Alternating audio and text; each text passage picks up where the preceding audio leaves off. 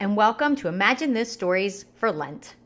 Can you believe we only have 7 more stories to go, and we will be done the entire book of Mark?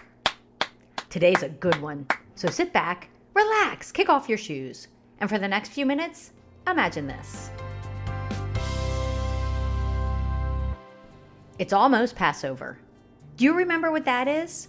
It's a Jewish holiday where they celebrate and remember how God saved them from being slaves in Egypt and how the Lord passed over all the houses and everyone with blood on the doorframes were safe. It's a great story, and I hope to tell it soon.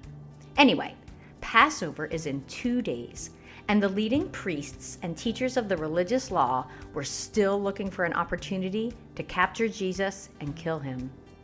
They decided doing it during Passover was probably not a good idea, as the people would freak out and riot. Meanwhile, Jesus was in the town of Bethany in the home of a man named Simon. Simon had once had the disease leprosy, but Jesus had healed him. While they were eating, a woman came into the room. She was carrying a beautiful jar made from alabaster.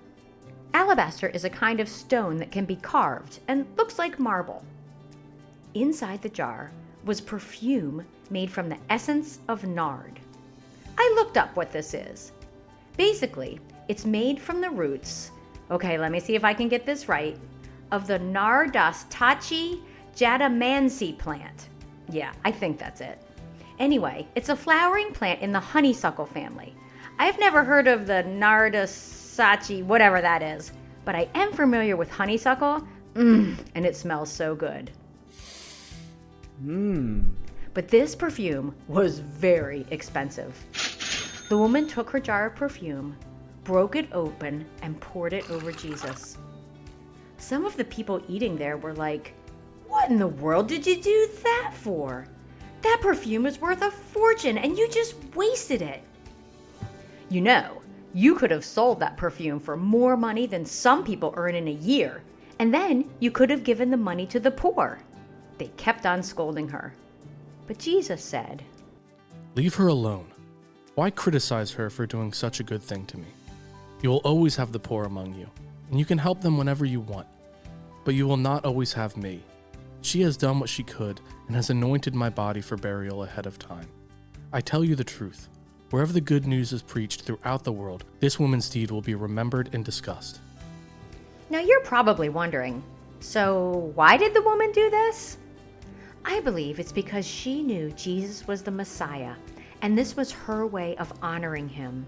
It was her way of saying, "Jesus, nothing is more important and more valuable than you are." And Jesus repaid her act of kindness by saying that her doing this would be remembered and retold throughout all the world. It makes me think, what are some ways I can show Jesus that nothing is more important and more valuable than he is?